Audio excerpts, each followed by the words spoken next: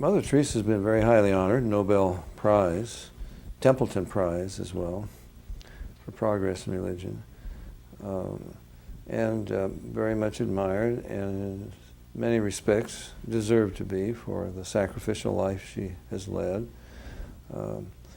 She started out as a young nun and went right out there and slept on rat-infested floors in the little hovels with these people and really devoted herself to them.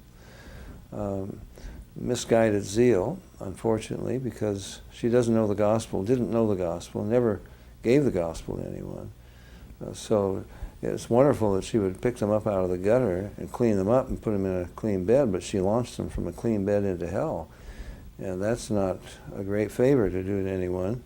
She said that whatever God is in your mind, you must accept. She said, if you're a Buddhist, I'll help you become a better Buddhist. If you're a Muslim, I'll help you become a better Muslim. If you're Hindu, I'll help you become a better Hindu. She said, she was interviewed by Time magazine, for example, and they said, well, what have you accomplished there in India? Well, she said, I've made people aware of the poor. She said that every poor person, in fact, she said every AIDS victim is Jesus in a pitiful disguise. And they said, well, what else have you done? Well, how do you feel about the religions of India? She said, oh, I love all religions. Some other problems with Mother Teresa. She really had millions of dollars in the bank, which she did not spend on proper medication and proper medical attention to these people that she picked up who were dying. Not because she was hard-hearted, but because of her Catholic beliefs. She believed that suffering gets you into heaven, and suffering, you participate in the sufferings of Christ, and in fact, you relieve Christ of some of his sufferings by suffering.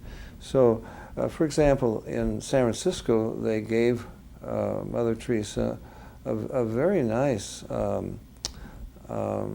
convent, very well, built, very well furnished.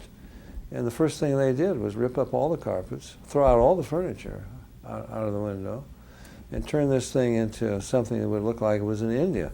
Turn off the heat.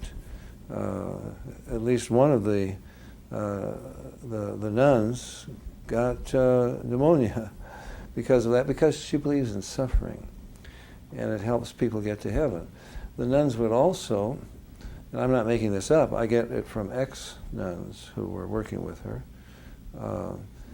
they would put a damp cloth, ostensibly to cool the feverish brow of a dying person, and mutter under their breath a baptismal formula to baptize them into the Catholic Church, because baptism is the key. It's the entrance into the kingdom of God.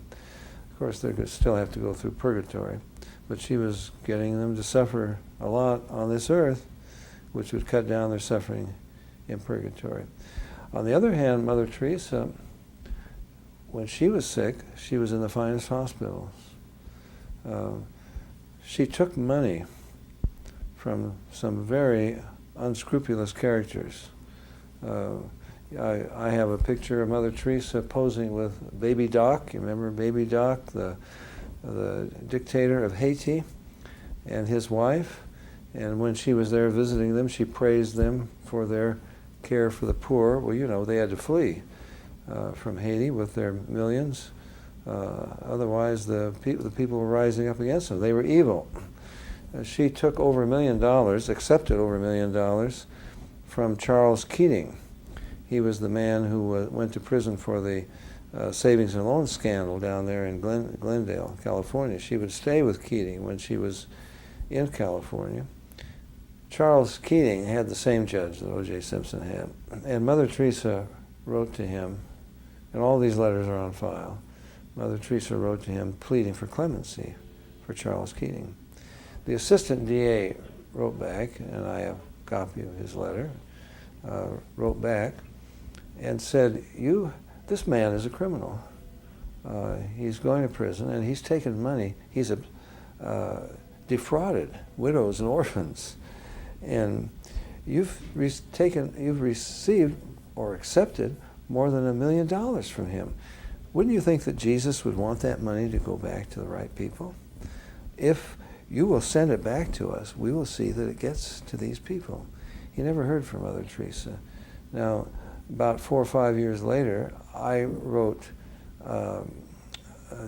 about this in one of my books, and before I would publish it, I contacted him again, the assistant DA, and I said, have you yet heard from Mother Teresa? And I have in my files, the letter that he wrote back saying, no, he had not heard from Mother Teresa. She never returned the money.